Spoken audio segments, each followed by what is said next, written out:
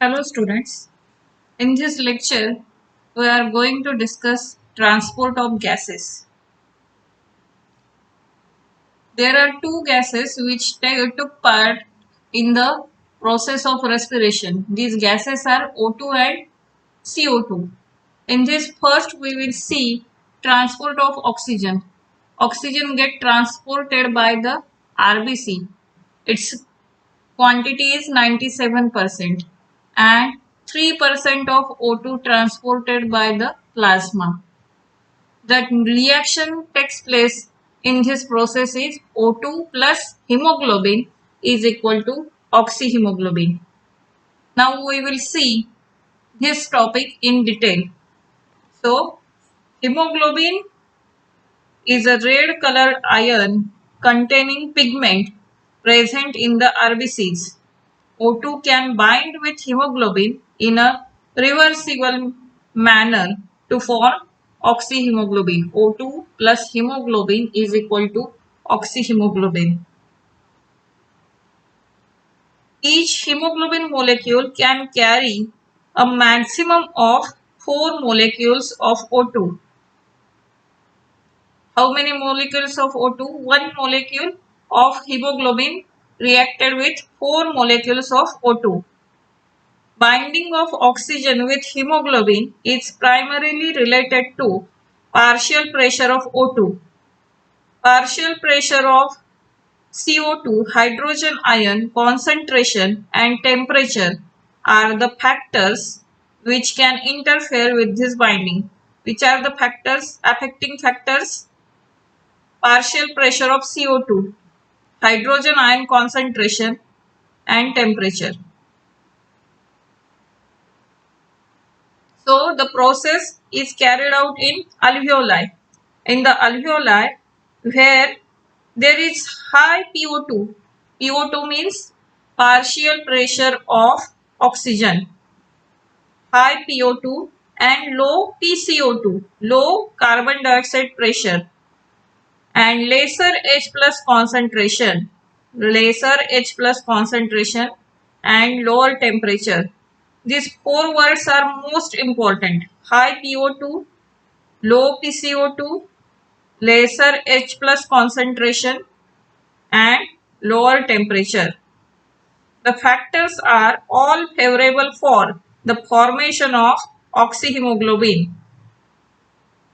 This situation is in case of alveoli. Now we will see the situation in case of tissues.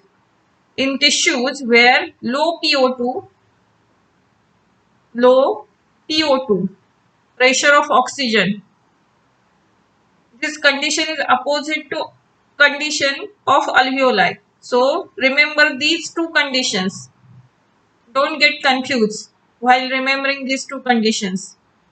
Whereas in the tissues where low PO2, high PCO2, high H plus concentration and higher temperature exist, the conditions are favorable for dissociation of oxygen from the oxyhemoglobin.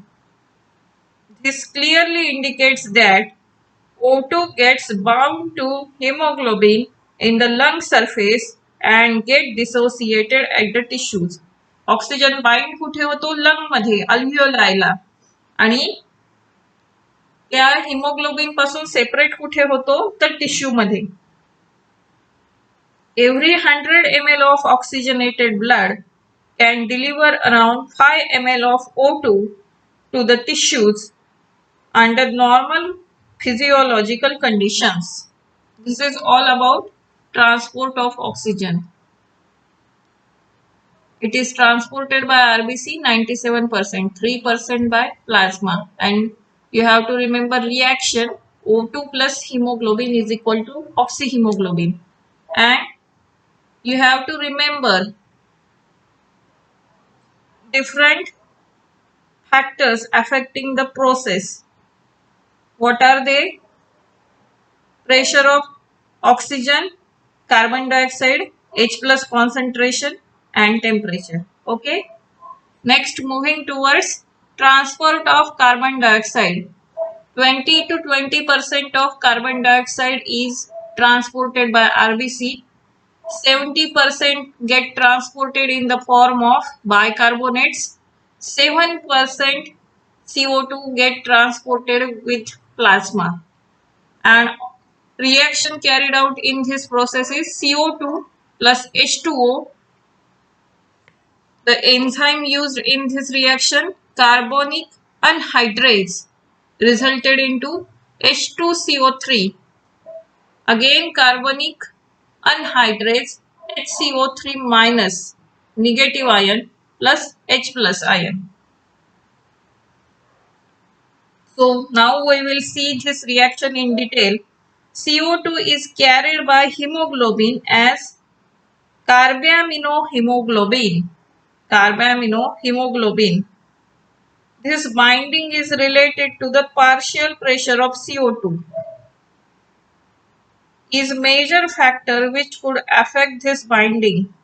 When PCO2 is high and PO2 is low, as in the tissues, more binding of carbon dioxide occurs, whereas when PCO2 is low and PO2 is high, as in the alveolar, dissociation of CO2 from carbaminohemoglobin takes place.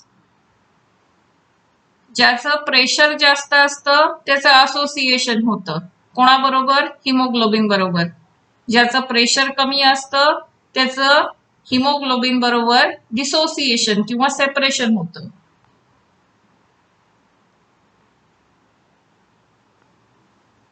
dissociation of CO2 from carbaminohemoglobin takes place, that is CO2 which is bound to hemoglobin from the tissues is delivered at the alveoli. RBC contain a very high concentration of enzyme carbonic anhydrase. Remember the name carbonic anhydrase, and minute quantities of the same is present in the plasma too. This enzyme facilitates this reaction. CO2 plus H2O carbonic anhydrase resulted into H2CO3. Again carbonic anhydrase resulted into HCO3 minus plus H plus ions. At the tissue site where partial pressure of CO2 is high due to catabolism, CO2 diffuses into blood and forms HCO3 minus and H plus. At the alveolar site where PCO2 is low, the reaction proceeds in the opposite direction, leading to the formation of CO2 and H2O. Thus, CO2 trapped as bicarbonate at the tissue level and transported to the alveoli is released out as CO2. Every 100 ml of deoxygenated blood delivers approximately 4 ml of CO2 at the alveoli. आणि तेच 100 ml of oxygenated blood बरोबर ऑक्सिजनचं प्रमाण काय होतं 5 ml. Oxygen 100 ml बरोबर 5 ml. Carbon dioxide 100 ml बरोबर 4 ml. Remember these things. Next point is regulation of respiration. आपल्या बॉडीतले ज्या काही प्रोसेस असतात रिॲक्शन असतात त्या कंट्रोल करण्याचं काम कोण करतो ब्रेन करतो. Now let's see which part of brain regulates the respiration. So human beings have significant ability to maintain and moderate respiratory rhythm to suit the demands of the body tissues. This is done by neural system, a specialized center present in the medulla region of brain. Medulla region of brain is the center for respiratory rhythm. And second center is pons region of brain. It's also called pneumotaxic center. What it calls? Pneumotaxic center. It is responsible to reduce the duration of inspiration. What is its function? Reduce the duration of inspiration. Neural signal from this center can reduce the duration of inspiration and thereby alter the respiratory rate. What it alters? Respiratory rate. The last topic from this chapter, human respiration, is disorders of respiratory systems. This topic includes three disorders or three disease related to respiratory system. First is asthma. You have to just remember these names and which part of body they gets affect. This is important. Asthma is a difficulty in breathing causing wheezing due to inflammation of bronchi and bronchioles. Second disease is emphysema. Is a chronic disorder in which alveolar walls are damaged, due to which respiratory surface is decreased. One of the major cause of this is cigarette smoking. And third and last disease related to respiratory system is occupational respiratory disorders. जे दगड फोडण्याच्या किंवा सिमेंटच्या कारखान्यात असतात त्यांना ते inhale करून जे problem येतात त्याला काय म्हणतात? Occupational respiratory disorders. एखाद्या व्यवसायात काम केल्यामुळं तो श्वसनाचा आजार होतो. That is called occupational respiratory disorders. In certain industries, especially those involving grinding or stone breaking, so much dust is produced that the defense mechanism of the body cannot fully cope up with the situation.